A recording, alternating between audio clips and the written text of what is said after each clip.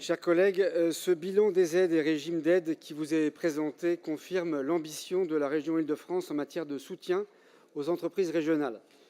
En 2023, la région, avec ses mandataires et ses partenaires comme BPI France, a versé 96% du montant total des aides déclarées, soit 125 millions d'euros d'aides directes et indirectes. Ces concours financiers témoignent de notre volonté de faire de l'Île-de-France une collectivité efficace au soutien de ses entrepreneurs et de son développement économique. Mes chers collègues, au-delà des chiffres, ces aides illustrent des choix assumés de soutenir des hommes et des femmes qui créent, investissent et prennent des risques, oui, prennent des risques pour créer des emplois et des richesses qui bénéficieront à la collectivité.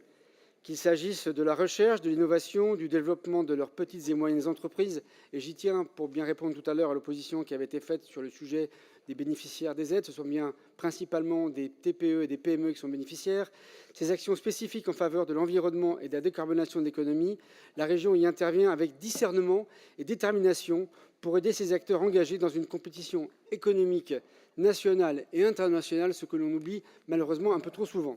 Ainsi, en 2023, si l'on présente ces aides de manière sectorisée, 44 millions d'euros ont été mobilisés par les collectivités, dont principalement la région Île-de-France, pour soutenir les dépenses en recherche et développement, réaffirmant notre position et notre ambition de faire de notre région la locomotive du soutien à la compétitivité et à l'innovation technologique francilienne.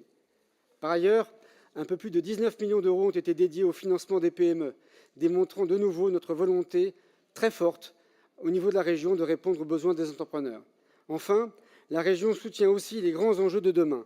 Elle investit aux côtés des départements et des EPCI dans des solutions durables avec 13 millions d'euros spécifiquement alloués à des projets environnementaux et 9 millions d'euros pour la formation professionnelle, essentiellement pour accompagner les mutations économiques. Malgré la prépondérance des aides régionales dans le volume global, il est nécessaire de rappeler que cette action n'est pas isolée.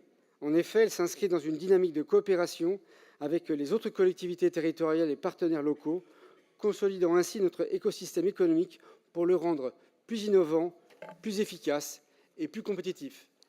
En résumé, le soutien de la région Île-de-France aux entreprises est bien plus qu'un simple levier économique. C'est la réaffirmation d'une forte ambition économique pour notre territoire, ses entreprises et son avenir. Avec Valérie Pécresse et Alexandra Dublanche, nous sommes fiers d'avoir pris nos responsabilités et d'avoir maintenu ces engagements envers nos entreprises et leurs créateurs, servant à la fois le développement économique et la cohésion sociale de notre territoire, faisant ainsi de l'institution régionale l'élément moteur de son attractivité. Je vous remercie. Bravo. Merci. Madame Chikirou pour la France Insoumise à apparenter.